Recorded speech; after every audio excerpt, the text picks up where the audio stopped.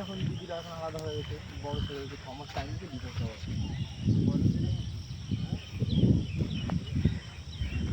এবার হাওয়া দিচ্ছে বল, আর কত দূর যাবি?